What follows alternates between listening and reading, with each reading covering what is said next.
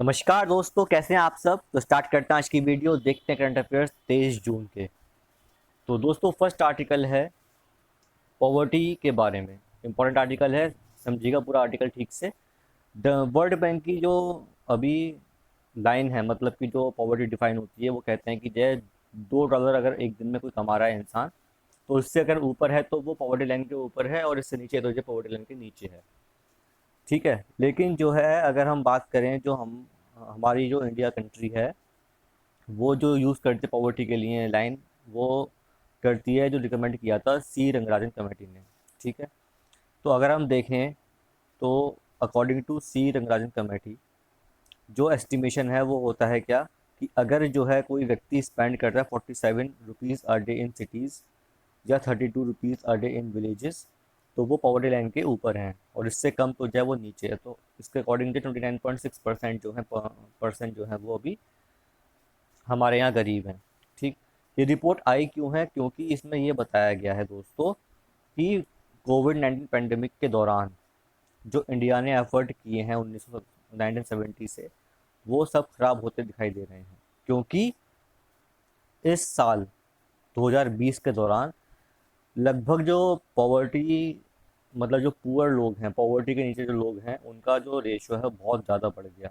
इसका मतलब है कि देखिए, इंडिया पूरे वर्ल्ड में जितने पुअर लोग हैं इंडिया में, उसके आधे लोग रहते हैं, मतलब कि 57.3% जो पुअर पीपल हैं वो केवल इंडिया के अंदर ही रहते हैं। ठीक है, ऐसी बात नहीं है इंडिया ने अच्छा काम नहीं किया। 2019 में रिपोर्ट आई थी, मल्टी डायमेंशनल पॉवर्टी इंडेक्स आया था, उसमें ये बताया गया था कि इंडिया ने 270 मिलियन पीपल को, सिटीजन्स को, जब पॉवर्टी से बाहर निकाला 2006 से 2016 के बीच में, जो बहुत अच्छा काम किया था। ठीक है, लेकिन जब ये पेंडेमिक आया, उसकी वजह से दोस्तों 60 मिलियन से 134 मिलियन लोग जो हैं पुअर हो गए हैं। मतलब कि पेंडेमिक से पहले 16 मिलियन लोग थे पुअर, जो कि बढ़ के अब 134 मिलियन हो गए हैं। मतलब जस्ट डबल पॉपुलेशन जो है इस समय बिलो पॉवर्टी लाइन है, अगर हम कंपेयर करें बिफोर पेंडेमिक पीरियड को। ठीक है, तो इस बारे में ये दे रखा है। पॉवर्टी के लिए आपको जो भी कमेटीज़ बनाई गई थी गवर्नमेंट के द्वारा, जैसे तेंदुलकर कमेटी है, ठीक है, और लकड़वाला कमेटी है, तो आप इन कमेटीज़ की जो क्राइटेरिया है उनको आप ठीक से पढ़ लेना। उन्होंने क्या क्राइटेरिया दिया है, कि जो है किस बेसिस पर, कैलोरी बेसिस पे या फिर जो है पर कैपिटा इनकम बेसिस पे पॉवर्टी लाइन डिफाइन की जाती है, कितना उसका अमाउंट है, कितना कैलोरी एनर्जी है, जितनी रिक्वायरमेंट है, वो सब चीज़ें आपको पढ़नी पड़ेगी, और उसको लिख के कहीं रख लेना अपने नोट्स में। क्योंकि पॉवर्टी पर क्वेश्चन एमसीक्यू बेस्ड या फिर मेंस में क्वेश्चन कहीं ना कहीं, या ऐसे में आप कहीं ना कहीं उस चीज़ को यूज़ करेंगे करेंगे। पॉवर्टी एक ऐसा टॉपिक है। ठीक है दोस्तों, चलिए देखते हैं अगला article, what is soft power. बहुत ही अच्छा टॉपिक है सॉफ्ट पावर के बारे में। अगर हम अ, चर्चा करें तो भाई दो टाइप की पावर हम जानते हैं, एक सॉफ्ट एक हार्ड। हार्ड का मतलब हो गया कि ये कि भाई मेरी लड़ाई हुई किसी से और मैंने उसको जाके थप्पड़ मार दिया।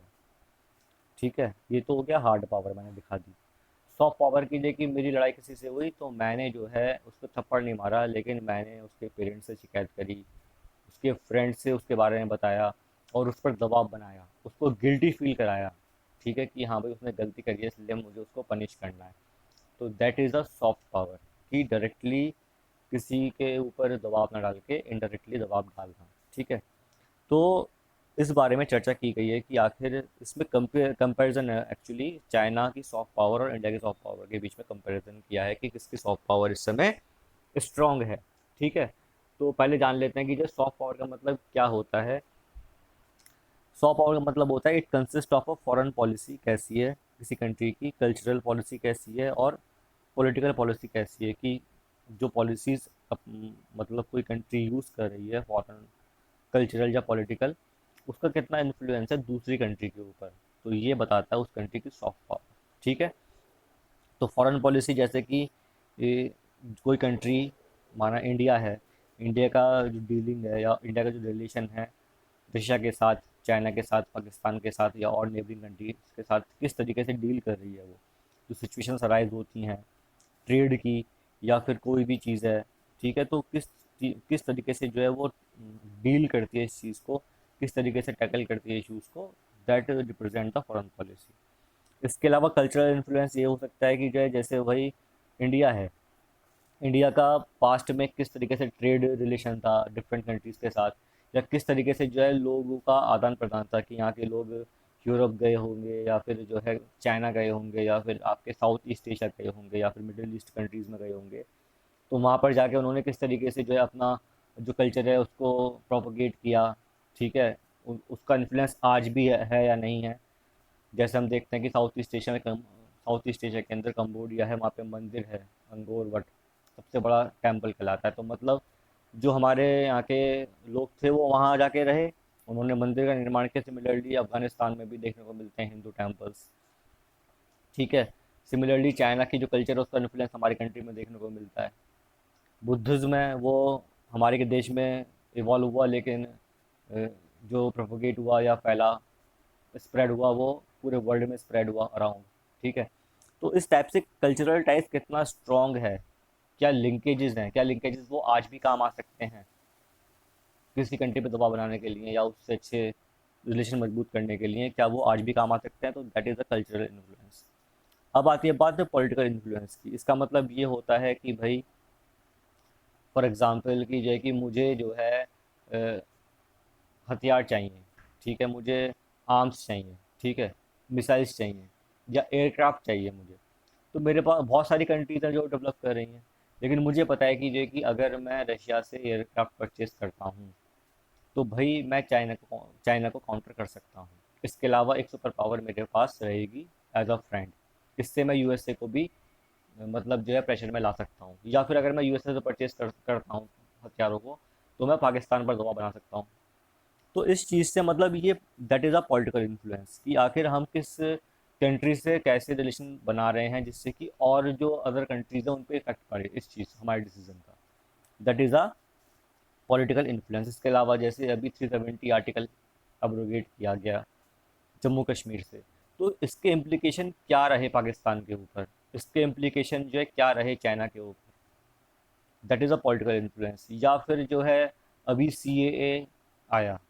ठीक है, कॉन्स्टिट्यूशनल अमेंडमेंट एक्ट आया, तो उसके वजह से क्या क्या इम्प्लीकेशंस हुए या हो सकते हैं जो नेबरिंग कंट्रीज़ हैं, for example Pakistan, Afghanistan, Bangladesh, Bhutan, in countries पर जो है क्या क्या इम्प्लीकेशन हो सकते हैं, क्या जो हमारा ये पॉलिटिकल डिसीजन है इससे उनको फ़ायदा है या उनको कुछ इफेक्ट पड़ता है नहीं पड़ता। तो ये चीज़ें सारी देखने की होती हैं। तो डिसीजन भी कंट्री इस टाइप से लेती है कि हाँ भाई, अगर हमें किसी को हर्ट करना है तो हम अपने डिसीजन से उसको हर्ट करें, और अगर हमें किसी से फ़ायदा निकालना तो जो है हम अपने डिसीजन से फ़ायदा निकालें। तो ये सब चीज़ें इसके बारे में दे रखी हैं, आप इजीली इसको पढ़ सकते हो। जो मेन क्रक्स था वो मैंने बता दिया आपको। अगर हम करें कंपैरिजन इसके बीच में कि ये चाइना इंडिया में कौन कौन सा अच्छा मतलब कौन आगे है, तो अगर आप बात करें देखिए डिप्लोमेटिक इन्फ्लुएंस के बारे में, तो इंडिया की रैंक 6th है, चाइना की फर्स्ट है। ठीक है, 25 एशियन पावर्स जन उनमें इंडिया की रैंक 6 आती है डिप्लोमेटिक इन्फ्लुएंस के अंदर, लेकिन चाइना की फर्स्ट रैंक आती है। सिमिलरली अगर हम बात करें एम्बेसीज़ के बारे में, जो एम्बेसीज़ बनाते हैं कंट्रीज दूसरे कंट्री में, तो उसके मामले में जो चाइना है उसकी 176 कंट्रीज़ में एम्बेसी हैं, लेकिन इंडिया की केवल 126 कंट्रीज़ में एम्बेसी हैं। सिमिलरली कल्चरल इन्फ्लुएंस की बात करते हैं तो इंडिया का जो रैंक है वो 4th है, वहीं चाइना का रैंक 2nd है एशिया के अंदर। ठीक है, अगर हम बात करें पॉलिटिकल इन्फ्लुएंस की, तो पॉलिटिकल इन्फ्लुएंस में अगर हम बात करें गवर्नेंस इफेक्टिव इंडेक्स की, तो इंडिया का जो स्कोर है दैट इज़ 43%। ठीक है, वर्ल्ड वाइड, और जिसकी रैंक 12th आती है। वहीं चाइना का जो स्कोर है वो 32% है टॉप में, और रैंक 10th आती है। सिमिलरली बात करें पॉलिटिकल स्टेबिलिटी की, तो जो है political stability and absence of violence terrorism में इंडिया की रैंक 21st है, और चाइना की रैंक जो है वो 15th है। ठीक है, तो ये हो गया चर्चा सॉफ्ट पावर के ऊपर।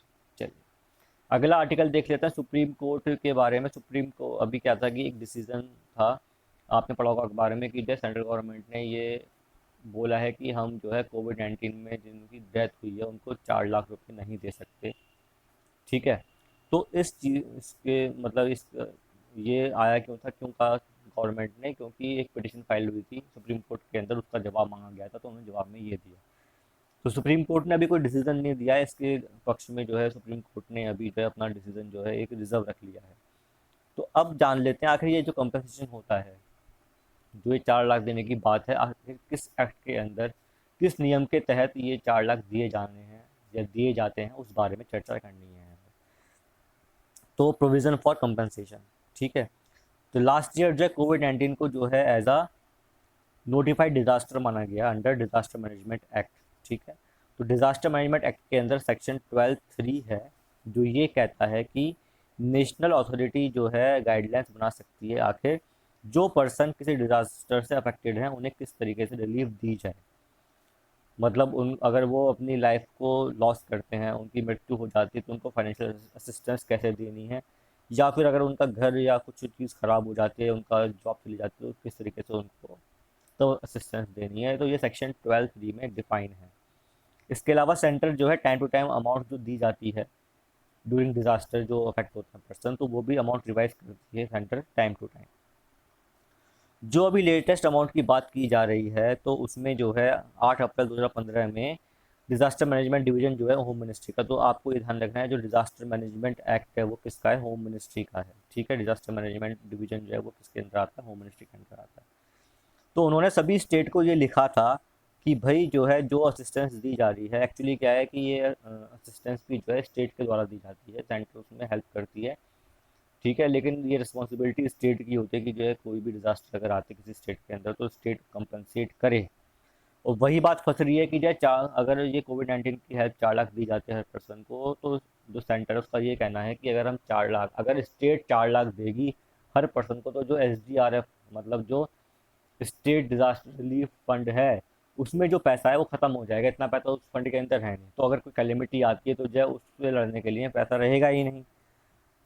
तो इसलिए उन्होंने जवाब में ये चीज़ कही है, ठीक है दोस्तों। चलिए देखते हैं अगला आर्टिकल।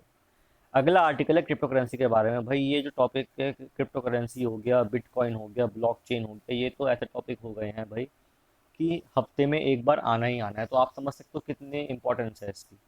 तो क्रिप्टो करेंसी पे तो भाई आप 4-5 पेज के अपने नोट्स बना ही लो, कहीं ना कहीं क्वेश्चन फंसेगा इसका जरूर, ठीक है। ऐसे में या फिर जो है आपका पेपर 3 हो गया, ठीक है, इंटरव्यू के अंदर या फिर प्रीलिम्स में कहीं ना कहीं आपको क्वेश्चन इसका जरूर मिल जाएगा। तो आज जानते हैं हम क्रिप्टो करेंसी क्या होती है, इस बारे में चर्चा कर लेते हैं। क्रिप्टो करेंसी क्या है? It is a form of digital asset based on network that is distributed across a large number of computers. Crypto currency एक ऐसी करेंसी है जो कि मतलब जो है फॉर्मलेस है, कोई फॉर्म नहीं है इसकी। जैसा कि आप जानते हैं कि भाई 500 का नोट होता है, 1000 का 2000 का नोट होता है, सिक्के होते हैं, कॉइन होते हैं, इनके फॉर्म्स होते हैं, दिखते हैं हमें कि हाँ भाई ये 1 रुपये का सिक्का है, ये 5 रुपये का सिक्का है। लेकिन जो डिजिटल करेंसी है वो जो है वो इसकी फॉर्म नहीं होती। अच्छा, आप अमेजन से सामान परचेस करते हो और पेमेंट कर देते हो उनको, तो क्या आपको दिखाई दे रहा है कि आपने कितना पेमेंट किया? आपने ऑनलाइन पेमेंट कर दिया, उसके पास आपके बैंक से कटा, पैसा उसके अकाउंट में चला गया। तो ये क्या है? It is a digital transaction. Similarly अगर हमें किसी को पैसे भेजने हैं, या तो हम अपने अकाउंट से भेज सकते हैं, या फिर जो है मतलब जाएंगे तो वो रुपी ही फॉर्म में। लेकिन अगर रुपी फॉर्म में ना भेजें, हम कोई और करेंसी यूज़ कर लें, मतलब कि मुझे 1 लाख भेजने हैं, तो 1 लाख भेजने हैं, तो जो है 1 लाख को अगर मैं कह दूँ कि ये कि एक 1 lakh is equal to 1 unit, और वो यूनिट की फॉर्म में मैं पैसे भेज दूँ, ठीक है। तो ये नई करेंसी बन गई ना। सिमिलरली क्रिप्टो करेंसी का भी बेसिक वही है कि भाई एक ऐसी करेंसी है, ठीक है, जो किसी कंट्री के द्वारा रिकॉग्नाइज नहीं है अभी, इसकी एक अपनी अलग यूनिट है, और इस करेंसी के माध्यम से जो है ट्रांजैक्शन की जा सकती है डिजिटली केवल, ठीक है। केवल कंप्यूटर्स पे हो सकती है ट्रांजैक्शन। बात समझ में आ रही है? तो decentralised structure allows them to exist outside the control of the government and central authority. जैसा कि इसका स्ट्रक्चर डिसेंट्रलाइज है, मतलब कोई कंट्री में सर्वर तो है नहीं इसका, जो बंदा भेज रहा है, जिसको भेज रहा है, उसे पता नहीं कीजिए कि लोकेशन क्या है, उसको भेजना है, ठीक है। सिमिलरली जो है ब्लॉकचेन पर बेस्ड होती है। तो इसमें जो है कोई रोल नहीं है गवर्नमेंट का या फिर सेंट्रल अथॉरिटीज़ का, RBI वगैरह का, कि आखिर वो किस तरीके से जो है ये करेंसी को भेज रहे हैं, ठीक है। तो इस बारे में चर्चा है, आप ब्लॉकचेन के बारे में, क्रिप्टो करेंसी के बारे में ठीक से पढ़ लीजिएगा इस आर्टिकल को, ठीक है। देखते हैं अगला आर्टिकल। अगला आर्टिकल है शिकागो कन्वेंशन के बारे में। शिकागो कन्वेंशन 1944 के बारे में ये है आर्टिकल। एक्चुअली हुआ क्या है, बेलारूस जो कंट्री है, वहाँ पर एक इमरजेंसी लैंडिंग कराई गई थी MiG-29 फाइटर जेट की, ठीक है। तो अब ये लैंडिंग जो कराई गई है ये किस कन्वेंशन के तहत है, मतलब कि वो लैंडिंग कराई गई तो उसके ऊपर एक ग्लोबल अटेंशन आया। ठीक है, बेलारूस का जो है क्रिटिसिज्म भी हो रहा है इस चीज़ के ऊपर, तो लेकिन बेलारूस ने किस आर्टिकल किस कन्वेंशन के तहत वो लैंडिंग कराई है वो जानना ज़रूरी है। तो एक शिकागो कन्वेंशन 1944 है, उसके बारे में यहाँ जानना है, इसी के तहत उसने ये लैंडिंग कराई है। तो कन्वेंशन जो है ये ऑन इंटरनेशनल सिविल एविएशन जो कि कहलाता है शिकागो कन्वेंशन। ठीक है, ये प्रोहिबिट करता है कोई भी unlawful intervention against a civilian aircraft. अगर कोई सिविलियन एयरक्राफ्ट है और वो अनलॉफुल इंटरवेंशन करता है किसी कंट्री के अंदर, तो वो कंट्री एक्शन ले सकती है। तो बेलारूस जो है इस कन्वेंशन का सिग्नेटरी है, तो इसलिए इसके तहत उसने ये कार्रवाई करी है।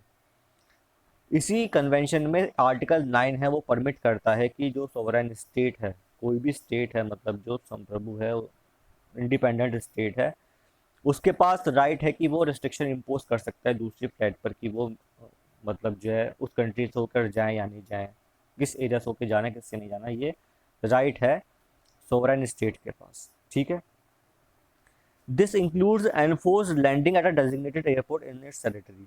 मतलब कि वही बात है कि जो है कि कंट्री के पास ये राइट है कि वो बताए, वो मतलब ऑर्डर दे सकता है दूसरी फ्लाइट्स को कि भाई आपको केवल इसी जगह पर जो है लैंडिंग करानी है, इसके अलावा आप कंट्री के किसी और दूसरे प्लेस पर लैंडिंग नहीं करा सकते।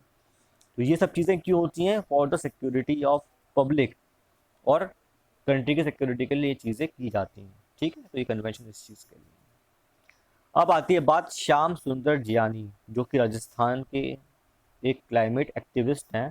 उनको जो है अवार्ड मिला है, कौन सा? UN land for life award.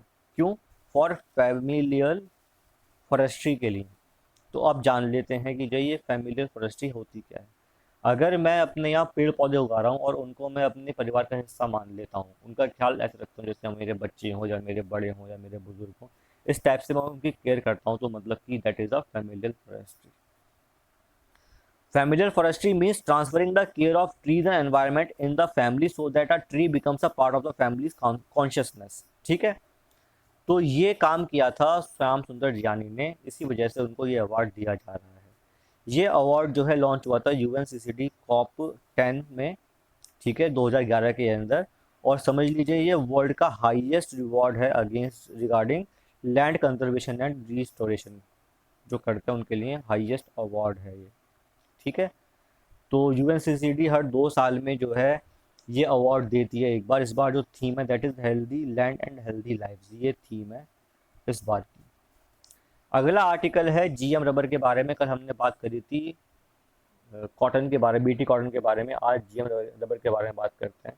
ध्यान रखना, यूपीएससी या किसी भी गवर्नमेंट एग्जाम का जो जेनेटिक इंजीनियरिंग के टॉपिक्स होते हैं, ठीक है, वो एक अच्छे टॉपिक होते हैं, मतलब उन पे क्वेश्चन पूछते ही पूछते हैं, क्योंकि ये एक इवॉल्विंग टॉपिक है, नए टेक्नोलॉजी आ रही है, तो इसलिए इन पे क्वेश्चंस आएंगे, तो आप ध्यान से पढ़िएगा इसको। तो अभी अभी क्या किया है कि जो है असम गवर्नमेंट ने वर्ल्ड का first genetically modified rubber plant को लगाया है। ठीक है ना, नॉर्थ ईस्ट के अंदर। अब ऐसा हुआ क्यों है वो भी जान लेते हैं, और पहले जान लेते हैं उससे पहले जीएम रबर होती क्या है। जीएम रबर के पास कुछ एडिशनल कॉपीज होती हैं gene M N S O D, जिसकी फुल फॉर्म है मैंगनीज सुपर ऑक्साइड डिसम्यूटेज। ठीक है ना, वो प्लांट में इंसर्ट की जाती है रबर प्लांट के अंदर, और वो बन जाता है जीएम रबर प्लांट। ठीक है, ये जो रबर प्लांट है ये केरला की जो बेस्ड है rubber research institute of India, उसने डेवलप किया था। और ये एक्सपेक्ट किया जाता है कि जो सिवियर कोल्ड कंडीशन में भी जो है ये रबर प्लांट अफेक्ट नहीं होता और प्रोटेक्शन देता है। ठीक है, अब जीएम रबर की जो है नीड क्या हुई, क्योंकि जो है जो रबर प्लांट है वो ह्यूमिड कंडीशन में पैदा होता है। आप जानते हो साउथ ईस्ट एशिया में जो है रबर प्लांट की अच्छी पैदावार है, अमेजन फॉरेस्ट के अंदर अच्छी पैदावार है, लेकिन नॉर्थ ईस्ट एरिया भी अच्छी पैदावार करता है, लेकिन वहाँ पर जब ठंड हो जाती है उस टाइम पर जो है वहाँ पैदावार कम हो जाती है रबर प्लांट की। तो ठंडे टाइम पर भी जब वहाँ ठंड पड़ती है नॉर्थ ईस्ट में, रबर की पैदावार कम ना हो, इसी को ध्यान में रखते हुए ये जीएम रबर को इम्प्लीमेंट किया गया है। ठीक है, चलिए नेक्स्ट आर्टिकल इस पिग्मी हॉक्स के बारे में। पिग्मी पिग्मी हॉक जो है एक सुअर की प्रजाति होती है, छोटे पिग्स होते हैं ये, जो कि हमें मिलते हैं एलुवियल ग्रासलैंड के अंदर, जो कि हिमालयन फुट हिल्स में है, एलिवेशन 300 मीटर का है ये, इतनी ऊंचाई पर मिलते हैं। ये जो है पिग्मी हॉक्स, ये एंडेंजर्ड में आते हैं क्योंकि इनकी पॉपुलेशन 2050 से भी कम रह चुकी है। ये आसाम में मिलते हैं या भूटान के पास मिलते हैं अब ये, और ये शेड्यूल 1 में आते हैं, मतलब कि जय वाइल्ड लाइफ प्रोटेक्शन एक्ट के अंदर शेड्यूल 1 में प्रोटेक्टेड हैं। अगर इनका शिकार किया जाएगा तो जो पेनल्टीज लगती है। ठीक है। अगला आर्टिकल है कि सेंटर ने अभी जो है नेशनल फूड सिक्योरिटी एक्ट को अमेंड किया है, जिससे कि जो राशन का लीकेज है उसको रोका जा सके और करप्शन को कम किया जा सके। ठीक है। तो इस वजह से उन्होंने एक्ट को अमेंड किया है। अमेंडमेंट की वजह से ये इंश्योर किया जाएगा कि जो बेनिफिशियरी है उसको राइट क्वांटिटी में फूड मिले, और जो है सब्सिडाइज्ड फूड जो है सबको मिले। जो भी बेनिफिशियरी है सबको उनके पास उनका जो फूड है, एंटाइटल्ड फूड है, वो पहुंचना चाहिए। इसके अलावा जो EPOS सेंटर्स हैं, ठीक है, पॉइंट ऑफ सेल सेंटर्स जो हैं राशन के, वहाँ पर जो है एफिशिएंसी के साथ काम हो, जिससे कि जो है सेविंग भी बढ़े गवर्नमेंट की, और जो है बेनिफिशियरी को भी लाभ होना चाहिए। ठीक है। अगला आर्टिकल है सुसाइड के बारे में। सुसाइड के ऊपर रिपोर्ट आई है, वर्ल्ड वाइड रिपोर्ट रिलीज करी है WHO ने, और ये बताया है कि जो है सुसाइड के ऊपर जो SDG टारगेट है जो सेट हुआ है कि reducing the global suicide mortality rate by third, तो वो अचीव होना मुश्किल लग रहा है, क्योंकि 2019 में ही जो है 7,03,000 लोगों ने सुसाइड कर लिया है। इसका मतलब है कि 1 in 100 लोग सुसाइड कर रहे हैं। सबसे ज़्यादा इफेक्टेड जो एरिया है वो कौन सा एरिया है, अगर हम बात करें तो जो है that is Africa, Europe and south east Asia. ठीक है। 50 साल से कम की उम्र वाले लोग जो हैं 58% वो हैं जो सुसाइड करते हैं, जिनकी एज 50 साल से कम है। और 15 से 29 साल के बीच के लोग जो हैं उनमें सुसाइड जो है it is the fourth leading cause of death. 77% जो डेथ होती हैं वो लो और मिडिल इनकम कंट्रीज के अंदर देखी गई हैं। तो ये चीज़ें समझने की हैं कि आखिर सुसाइड क्यों हो रहा है इतना। आप अगर कोई क्वेश्चन आता है या किसी आर्टिकल में, आप इस चीज़ को भी कोट कर सकते हो। चलिए दोस्तों, ये थे आज की आर्टिकल। उम्मीद करता हूँ कि पसंद आए होंगे। अच्छी लगी video please like this video, share this video, subscribe my channel. Thank you, have a very nice day.